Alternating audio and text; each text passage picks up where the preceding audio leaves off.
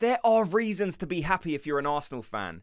There are unbelievable gains being made, and I think it's definitely exciting and it will help Arsenal going forward. There's two areas in particular that I think we're seeing gathering momentum. I think we're seeing gains that definitely benefits this Arsenal team. I definitely want to get people's opinions on it. But as always, just very quickly, if you could do me a favour, just hit like on this video. So I actually want to start this with a question. Declan Rice played unbelievable yesterday, and it kind of leads into one of the points I want to talk about. But there's definitely kind of like a split opinion. People have different ideas on what Declan Rice's best position is. Some people think it's in the 6, some people think it's in an 8. Do you prefer Declan Rice deeper, or do you prefer him in the number 8, in that further forward position? Let me know which one you prefer him in. And if you want, let me know why. You don't have to, but definitely let me know where you prefer Declan Rice. Do you prefer him in the 6, or do you prefer him in the 8? Let me know. So, Declan Rice's performance yesterday. I think Declan Rice, well, he come out after the game and admitted it, didn't he? He kind of said, look, I've started the season slowly. And I think that is definitely something we've seen from Declan Rice. There haven't been, up until now, too many performances from Declan Rice that you look at and you think, do you know what? This guy's unbelievable. Declan Rice is always solid. I'm definitely not putting a downer on the contributions being made by Declan Rice in most games. But, you know, we saw last season, Declan Rice can definitely operate at a higher level than what has been on display this season. I think, like I said, Declan Rice will admit that. And he come out and said, this was the game where I felt like I'm up to a level now. This is like, I feel like I'm playing some of my best football. And we definitely saw that. I thought he absolutely bossed that game. He was definitely my man of the match in that England game. I looked at that performance and I saw legs. I saw like passes placed perfectly. I saw like the amount of interceptions, the amount of tackles, the will, the desire, the engine, just the legs to get about is something we've associated with Declan Rice for so long, and we definitely saw it again on display yesterday. I was like looking at that performance thinking, if we have this Declan Rice back for Arsenal for that Man City game, then we're going to be a force. Of course, we're going to be struggling in the next game in midfield when it comes to the Spurs game. We got more breakdowns leading up to that Spurs game. It's only a week from today, so obviously we're going to have more build up to that, so make sure you're subscribed for that. But yeah, that performance from Declan Rice is, I'm hoping it's like kind of a turn. Like, Declan Rice, we need him to be at his best if we're going to do anything this season. We know we're maybe short on numbers. In terms of personnel, we're stronger, but we are slightly short on numbers. So we need all of our players to be performing at their best. And if we get that Declan Rice we saw yesterday, I thought that was unbelievable. That's the kind of player you look at and think, right, there's the best centre mid in the Premier League. Maybe behind Rodri. I think that's debatable, but it's definitely a Declan Rice you look at and you think, yes, this is the guy we need back in that Arsenal midfield. And I thought it was interesting because it seemed to be like, you know, Kobbie Mainoo was playing slightly deeper. It looked like he was playing in the 6.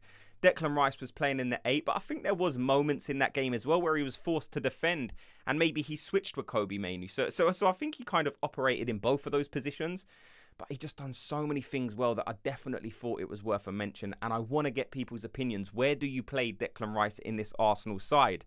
Do you play him at 6 or do you play him at 8? And I think another performance that we saw yesterday that I am very excited about. I think he's gaining speed. I think he's gaining momentum. And that is the man, Kai Havertz. The guy that splits opinions so much in this Arsenal fan base. There's a chunk of Arsenal fans who don't want him in the club. And I don't see that because Kai Havertz, if you're talking about the Kai Havertz from Chelsea, then I get it. Okay, fine, he's not good enough. But we're not seeing that Kai Havertz recently. Like, I think people still look at Kai Havertz and see the guy that was flopping at Chelsea. They don't see the Kai Havertz that's currently on display. Like, take the old Chelsea hat off. Like, this is a different version of Kai Havertz. Like, he scored 14 or 13 league goals. I think it was 14 league goals last season. That's not a million miles away from 20. And we know he wasn't played as a striker for most of last season, or for a fair chunk of last season. There was an interview that came out a few days ago, maybe about a week ago now, that I've actually only just seen. And it was Kai Havertz with Rio Ferdinand. And he was saying, you know, how many goals did you set yourself this season as a target, as a striker? They usually set themselves a target. What's that number that you've got in your head? And Kai Havertz said 20 goals. I would love to be at 20 goals. And this is where I pose another question to you guys. Do you think Kai Havertz has the ability to reach 20 Premier League goals for Arsenal? Like I said, before you reaction and just type, of course not, because that is the first response that comes to your head. I understand that. Think, Kai Havertz got 14 league goals last season when he wasn't played as centre forward for most of the season.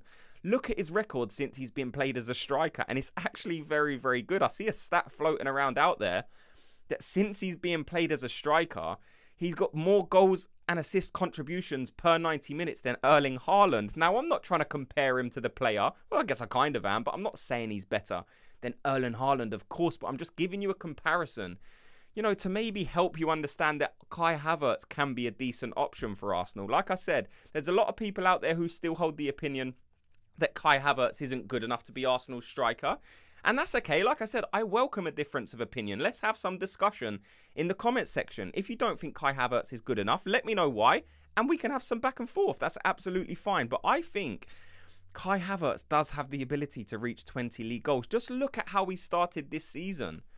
2 goals and 1 assist of 3 games. If he keeps that tally up, if he keeps going at the current rate, then he will break 20 Premier League goals. I guess what some people might say as well, he's going to slow down eventually. And I would say, okay, fair point. That's your opinion. But where's the proof that will happen? Like I said, since he started as a Premier League striker last season for Arsenal, his goals and assist contribution have actually been ridiculous. And I know a lot of people are gutted on missing out on Victor Gyökeres. I am as well. I watch him play and I think, do you know what? You are a scary player. Some team is going to have an absolute world-class striker potentially when they sign him next summer. Or if someone can pry him away from Portugal in the January transfer window, they're going to have some player on his hands. I'm sure you've seen that clip that he scored against, well, I think it might have been against Spain or Belgium. It was against Belgium, and it was absolutely ridiculous. Like, the guy does have everything. Initially, when I used to watch Victor Gyökeres, I used to think he's a good player, but I don't think he has the ability to beat a guy. I think he's more of like a penalty box poacher. Like, he's got a good finish on him. But the way he runs from his own half, there's like 4 or 5 Belgian players, and he just gets it to the box, holds it up, cuts back inside and whips it in. And I think, oh my God, you definitely have attributes that can help this Arsenal team. So if you're telling me you don't want Kai Havertz because you would prefer a Victor Gyökeres, okay, then that is a fair argument. But let me know if you believe Kai Havertz is good enough to lead the line for Arsenal, because more and more I watch Kai Havertz, I come to the opinion of, do you know what? You've actually got so many attributes that can suit this Arsenal team. Like, you are good. Of course, he's not going to score in every game. And that will be the moment when Arsenal fans or rival fans beat Kai Havertz and say, look, he's not able to score every game. But let's just judge him by the same marker that we're judging most of these Premier League strikers. Like Ollie Watkins, for example. That is a brilliant Premier League striker. He doesn't score every game. And he misses quite a few chances as well. People say Kai Havertz misses so many chances. I think most of these strikers miss chances. It's only recently because we've been kind of blessed in the Premier League with the ability of Erling Haaland, who doesn't waste too many chances. I think we've had Harry Kane in previous season, again, who doesn't waste many chances. Like, that's not every striker. Most strikers, like Watkins, like Tony, who do have the ability to get up 20 Premier League goals, these guys still miss chances. So I think we still need to judge Havertz by that same rule and understand he will miss chances. But given the game time, I think Kai Havertz can score Premier League goals for Arsenal. Let me know your thoughts on that. Let me know your opinions. Do you think I'm crazy? Or do you, like me, think if we keep playing Kai Havertz in striker with this record he currently has, with this confidence it would seem he currently has, do you think he has the ability to be that guy for Arsenal that can score 20 goals? Let me know in the comment section. Thanks so much to everyone for watching and listening.